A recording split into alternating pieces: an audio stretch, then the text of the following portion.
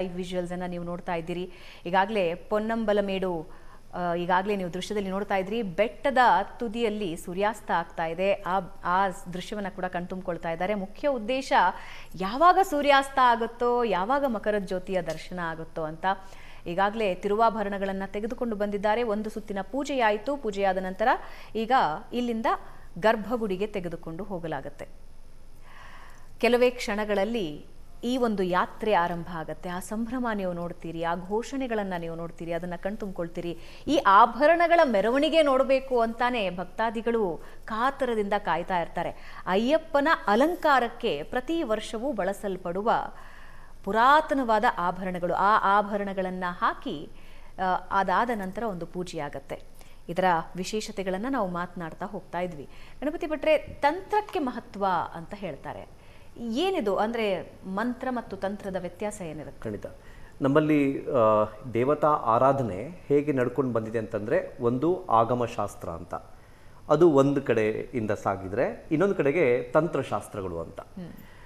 ಸಾಮಾನ್ಯವಾಗಿ ನಾವು ಆಗಮ ಅಂತಂದರೆ ಅದಕ್ಕೆ ವೇದದಿಂದ ಹೊರಟು ಆ ವೇದೋಕ್ತವಾಗಿರುವಂತಹ ಮಂತ್ರಗಳನ್ನು ಬಳಸ್ಕೊಂಡು ನಾವು ಪೂಜಾ ಕೈಂಕರ್ಯವನ್ನು, ಅದರಲ್ಲಿ ವಿಶೇಷವಾಗಿ ನಾನು ಆಗಲೇ ಹೇಳಿದ ಹಾಗೆ ಸಗುಣ ಅಂದರೆ ಮೂರ್ತಿಯ ಪೂಜೆಗೆ ಅಲ್ಲಿ ಭಾಳ ವಿಶೇಷತೆ ಇರುತ್ತೆ. ಆ ಮೂರ್ತಿಯನ್ನು ಅಲಂಕಾರ ಮಾಡುವಂಥದ್ದು, ಮಂತ್ರಗಳನ್ನೆಲ್ಲ ಹೇಳಿಕೊಂಡು ಮಾಡುವಂಥದ್ದು, ಹೀಗೆಲ್ಲ ನಾವು ನೋಡ್ತೀವಿ.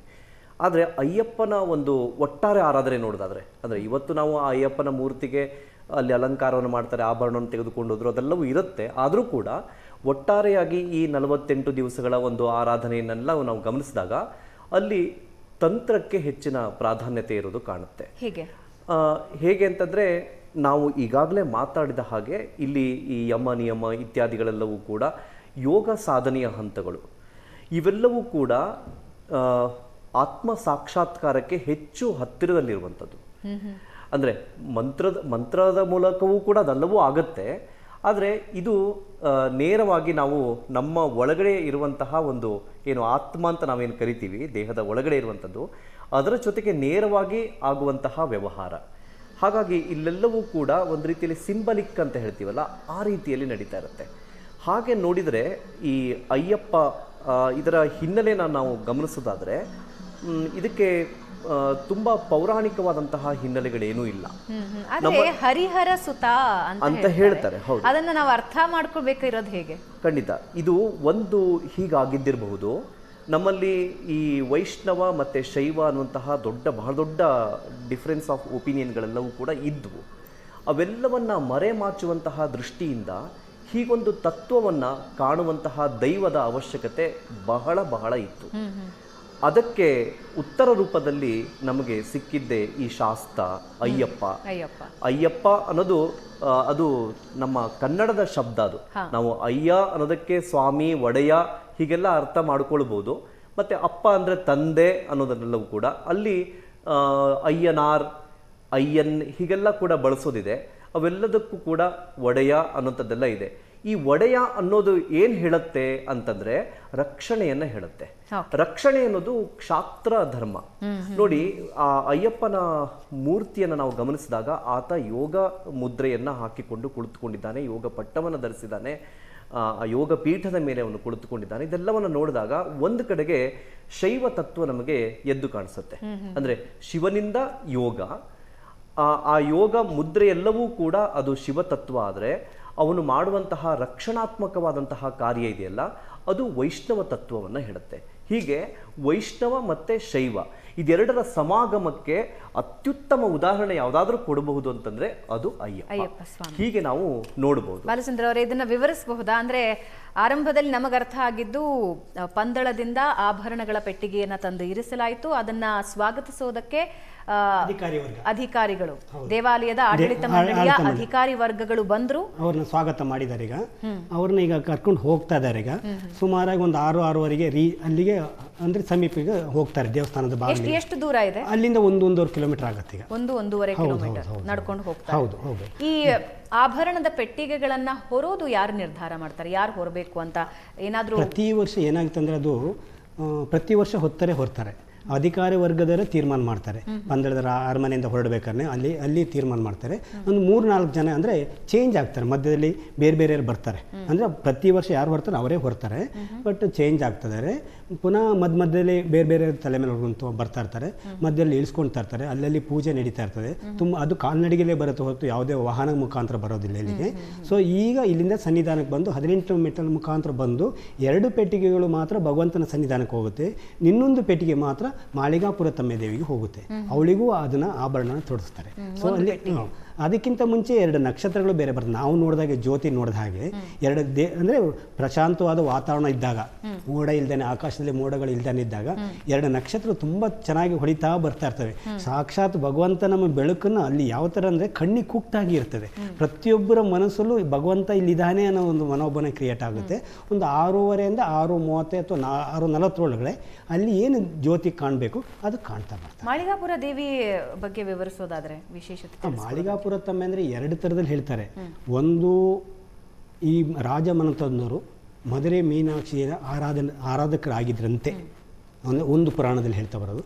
ಸೊ ಹಾಗಾಗಿ ಅವರು ಆ ದೇವಿಯ ಆರಾಧಕರಾಗಿದ್ದರಿಂದ ನಾವು ಅಯ್ಯಪ್ಪನ ನೋಡೋಕೆ ಹೋದಾಗ ಈ ತಾಯಿನೂ ನಾವು ನೋಡಬೇಕು ಅಂತ ಬಿಟ್ಟು ಹೇಳ್ಕೊಂಡು ಒಂದು ಆರಾಧನೆ ಅಂತ ಬಿಟ್ಟು ಹೇಳಿ ಆ ಮಾಳಿಗಾಪುರ ತಮ್ಮನೆ ನೋಡಲೇಬೇಕು ಅಂತಿದ್ಯಂತಲ್ಲ, ಅಂದ್ರೆ ಅಯ್ಯಪ್ಪನ ದರ್ಶನ ಮಾಡಿದ್ಮೇಲೆ ಮಾಡಲೇಬೇಕು, ಮಾಳಿಗಾಪುರ ತಮ್ಮನೆ ಮಾಡ್ಬೇಕಂತ. ಇನ್ನೊಂದು ಏನು ಹೇಳ್ತಾರೆ ಅಂದರೆ ಭಗವಂತ ಅಯ್ಯಪ್ಪನಿಗೆ ಮದುವೆ ಆಗಿರೋದಿಲ್ಲ. ಸೊ ಮಾಳಿಗಾಪುರ ತಮ್ಮ ಏನು ಹೇಳ್ತಾಳೆ ಅಂದರೆ, ನಾನು ನಿನ್ನ ಸನ್ನಿಧಾನಕ್ಕೆ ಬಂದು ಅಂದರೆ ನನ್ನ ಮದುವೆ ಆಗುವಂಥವನು ಇದು ಮಾಡಿದಾಗ ಈ ಅಯ್ಯಪ್ಪ ಏನು ಹೇಳ್ತಾನೆ ಅಂದರೆ, ನನ್ನ ಸನ್ನಿಧಾನಕ್ಕೆ ಅಂದರೆ ಅವನಿಗೆ ಯಾವಾಗಲೂ ಅವನು ಏನು ಬ್ರಹ್ಮಚಾರಿ ಆಗಿದ್ದ. ನನ್ನ ಮದುವೆ ಆಗೋಕ್ಕೆ ಅವನಿಗೆ ಇಷ್ಟ ಇರೋದಿಲ್ಲ. ಅದಕ್ಕೊಂದು ಕಾರಣ ಬೇಕಾಯಿತು. ನನ್ನ ಸನ್ನಿಧಾನಕ್ಕೆ ಯಾರು ಪ್ರಥಮ ವರ್ಷ ಅಂದರೆ ಕನ್ನಿ ಸ್ವಾಮಿಗಳು ಬರೋದಿಲ್ಲೋ ಆ ವರ್ಷ ನಿನ್ನ ನಾನು ಮದುವೆ ಆಗ್ತೀನಿ, ವಿವಾಹ ಆಗ್ತೀನಿ ಅಂತ ಹೇಳ್ತಾನೆ. ಸೊ ಆವಾಗ ಅಂದರೆ ಪ್ರತಿ ವರ್ಷವೂ ಅಯ್ಯಪ್ಪರು ಬರ್ತಾ ಇರ್ತಾರೆ, ಮದುವೆ ಆಗೋಕ್ಕಾಗೋದಿಲ್ಲ.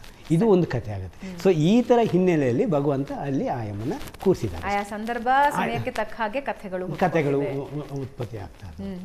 ಏನೇನು ಆಭರಣಗಳನ್ನು ತೊಡಸ್ಲಾಗತ್ತೆ ಅಯ್ಯಪ್ಪನಿಗೆ? ಏನೇನು ಆಭರಣಗಳಿರುತ್ತೆ ಅಂದರೆ ನೀವು ಸಾಮಾನ್ಯವಾಗಿ ಹೋದರೆ ಭಗವಂತನಿಗೆ ಇದು ಪಟ್ಟಿಹಾರ ಅಂತ ಒಂದು ಏನು ಬರುತ್ತೆ ಅದು, ಆಮೇಲೆ ಬಿಲ್ಲು, ಎಲ್ಲವೂ ಬಂಗಾರದವೇ ಇರ್ತವೆ. ಪ್ರತಿಯೊಂದು ಜಪಮಾಲೆ ಇರ್ಬೋದು, ಪ್ರತಿಯೊಂದು ಬಂಗಾರದ. ಮುಖವಾಡ ಇರ್ಬೋದು, ಮುಖವಾಡನೂ ಹಾಕ್ತಾರೆ ಭಗವಂತನಿಗೆ. ಆ ಒಂದು ದಿನ ಇವತ್ತು ಮತ್ತು ಅಂದರೆ ಈ ದಿನದಿಂದ ನಾಳೆ ಬೆಳಿಗ್ಗೆ ಸ್ವಲ್ಪ ಹೊತ್ತು ತೆಗಿತಾರೆ, ಮತ್ತು ನಾಳೆ ಮಧ್ಯಾಹ್ನನೂ ಹಾಕ್ತಾರೆ. ನಾಳೆ ಸಂಜೆವರೆಗೆ ಮಾತ್ರ ಆಭರಣ ಇರುತ್ತೆ. ನಾಳೆ ಸಂಜೆ ಆದಮೇಲೆ ಮತ್ತೆ ಆಭರಣ ಅಲ್ಲಿ ತೋರಿಸೋದಿಲ್ಲ. ಅದು ಪುನಃ ಮತ್ತೆ ಟ್ರೆಸರಿಗೆ ಏನು ಹೋಗಬೇಕು, ಎಲ್ಲಿ ಹೋಗಬೇಕು ಅಲ್ಲಿ ಸೇರುತ್ತೆ.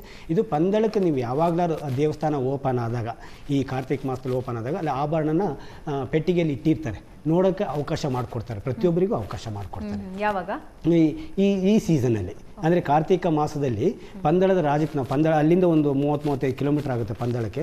ಸೊ ಪಂದಳಕ್ಕೆ ನೀವು ಹೋದಾಗ ಅಂದರೆ ಅಲ್ಲಿ ಪಂದಳದಲ್ಲಿ ಹೋದರೆ ಅಲ್ಲೊಂದು ಅಯ್ಯಪ್ಪನ ದೇವಸ್ಥಾನ ಇದೆ, ಧರ್ಮಶಾಸ್ತ್ರ ಅಂತ ಕರೀತಾರೆ. ಸೊ ಅಲ್ಲಿ ನಿಮಗೆ ಈ ಆಭರಣದ ಪೆಟ್ಟಿಗೆ ಇಟ್ಟಿರ್ತಾರೆ, ನೀವು ವೀಕ್ಷಣೆ ಮಾಡಬಹುದು ಅಲ್ಲಿ ಯಾವಾಗ ಬೇಕು. ಅಂದ್ರೆ ಈ ಸೀಸನ್ ನಲ್ಲಿ ಯಾವಾಗಲೂ ತೆರೆದಿರ್ತಾರೆ, ಹೌದು ನೋಡಬಹುದಾಗಿದೆ, ಭದ್ರತೆಯಲ್ಲಿ ಇಟ್ಟಿರ್ತಾರೆ, ಅದನ್ನ ನೋಡಬಹುದಾಗಿದೆ. ಈಗ ಅಲಂಕಾರಕ್ಕೆ ತೆಗೆದುಕೊಂಡು ಬರ್ತಾ ಇದ್ದಾರೆ. 1-1.5 ಕಿಲೋಮೀಟರ್ಗಳ ಮೆರವಣಿಗೆ ಇದು. ಈ ಸಂಭ್ರಮ ನೋಡೋದಕ್ಕೆ ಅಂತಾನೆ ಬಹಳಷ್ಟು ಜನ ಕಾಯ್ತಿರ್ತಾರೆ. ಇದು ಭಾರಿ ಜನಕ್ಕಿರುತ್ತೆ, ಬಟ್ ಅವಕಾಶ ಮಾಡಿಕೊಡಲ್ಲ. ಆದರೂ ಮುಟ್ರಿ ಎಲ್ಲರೂ ಅಂದರೆ ಅವನ ಜೀವನನೇ ಪಾವನ ಆಯಿತು ಅಂತ ಹೇಳ್ಬಿಟ್ಟು ಅಷ್ಟು ಸಂತೋಷದಲ್ಲಿ ಅವ್ನು ಕುಣಾಡೋಂಥ ಸಾಧ್ಯತೆ ಇರುತ್ತೆ. ಸುತ್ತ ಇರೋರಿಗೆ ಒಂದು ಸಲ ಮುಟ್ಟುಬಿಟ್ರೆ ಸಾಕು ಅಂತ ಇರುತ್ತೆ. ಇದರ ಜೊತೆಗೆ ಮೇಲಿನ ಗರುಡನನ್ನ ಎಲ್ಲರೂ ಗಮನಿಸ್ತಾ ಇರ್ತಾರೆ ಈ ಸಂದರ್ಭದಲ್ಲಿ. ಪ್ರತಿ ವರ್ಷವೂ ಕೂಡ ಇದು ಬಹಳ ಕುತೂಹಲ. ಹೇಗೆ ಒಂದು ಗರುಡ ಈ ಆಭರಣಗಳು ಹೋಗುವಾಗ, ಪೆಟ್ಟಿಗೆ ಹೋಗುವಾಗ ಆಕಾಶದಲ್ಲಿ ತಿರುಗುತ್ತಾ ಇರುತ್ತೆ, ಆ ದೇವಾಲಯದ ಸುತ್ತ ಆಗ್ತಾ ಇರುತ್ತೆ. ಏನದರ ಪ್ರತೀಕ, ಏನದರ ವಿಶೇಷತೆ? ವಾಪಸ್ ಬರ್ತೀವಿ. ಕೆಲವೇ ಹೊತ್ತಿನಲ್ಲಿ ಮಕರ ಜ್ಯೋತಿ ಕಣ್ತುಂಬಿಕೊಳ್ಳಬಹುದು. ಏಷ್ಯಾನೆಟ್ ಸುವರ್ಣ ನ್ಯೂಸ್ ನಿರಂತರವಾಗಿ ಲೈವ್ ಮೂಲಕ ಶಬರಿಮಲೆಯ ಪೊನ್ನಂಬಲಮೇಡು ಬೆಟ್ಟದ ಮೇಲಿನ ಮಕರ ಜ್ಯೋತಿಯ ದರ್ಶನದ ಲೈವ್ ವಿಜುವಲ್ಸ್ ಅನ್ನ ನಿಮ್ಮ ಮನೆಗೆ ತಲುಪಿಸುತ್ತೆ. ಮಿಸ್ ಮಾಡಬೇಡಿ.